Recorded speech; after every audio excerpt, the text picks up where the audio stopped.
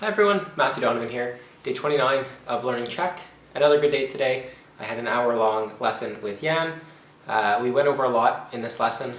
An hour is a very long time compared to the half-hour trial lesson I had initially. So I made sure I came prepared with a couple things to focus on. I have another lesson tomorrow, so again, I'm not sure what we'll be talking about, but I'm sure we'll figure some things out. Today we went over a lot in the lesson. We talked about past tense as well as present tense, past tense, present tense, and future tense. Past and future tense are the two new ones that we really covered, and what the format is for those. For example, I spoke is sem mluvil, I speak is mluvím, and I will speak is budu mluvit. So in the future you say I will is budu for I will, and then in the past you use the conjugation of to be, so in this case it would be sem, I am, and then you use the past tense of whatever the verb is. So the past tense of mluvit to say I spoke is mluvil. So it's sem, I am, mluvil. I am speaking almost like I was speaking, or I did speak, or I spoke. So that's the past tense. One of the other things we worked on today, just because I was wondering if there were any patterns, was plurals. So for example, one book is jedna kniha, 2, 3, or 4 books are dvi, tri, and čtyři knihy, K-N-I-H-Y, so the A at the end changes to a Y, and then 5 and above, pět knih. So kniha, knihy, and knih.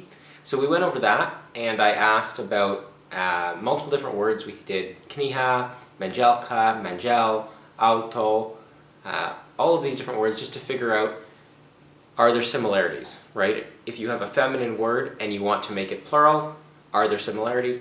There are to some extent, but just as in the verbs, there are 4 different categories of verbs, and you need to figure out which category the word is in before you conjugate it.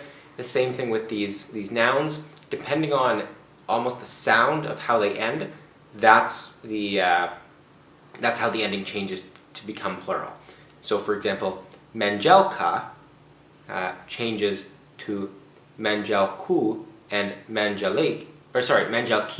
So one wife is jedna manželka, 2 wives is dvi manželky, and 5 or more wives, pět manželík.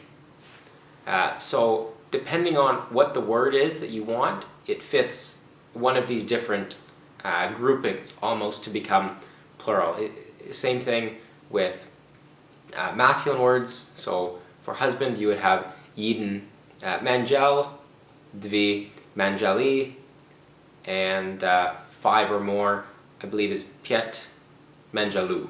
I believe it turns to manželů. I could be wrong on that one.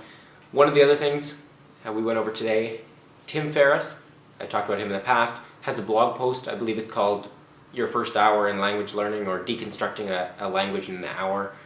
If you just search Tim Ferriss 1 hour language learning, it should show up.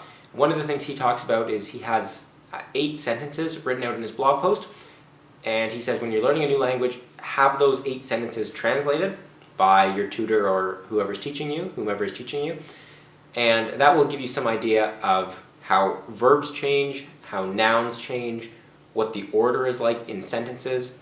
I don't remember the sentences off by heart, but to some extent, I give John the apple. It is John's apple. She gave the apple to John. She gave him the apple. Things like that. So just playing around where apple is apple a subject, the direct object? Is it John's apple, his apple? If you give the apple to him, it is his apple. How does him versus his change, and things like that. So we went over, spent some time today translating those, which again was great just to see how the order of the words are all shaped. I've also started to make my list of verbs. I'm starting with the verbs and then I'll move on to nouns. So I have to be, to want, to have, to do, to make, to like, all those different things like that. So I want to have that list written out, start working on memorizing that, understanding those words. That I think will be the next step in all of this, is being able to come up with the verbs in the sentence, and then all I'm left with is, okay, I need to come up with the noun. But once I understand, and this will also be a focus I'll be working on at the same time, once I understand the grammar to some extent, it should be just a very straightforward matter of saying, oh, I go to the train station. I should be able to say I go, I should be able to say to, and then it's just a matter of looking up train station.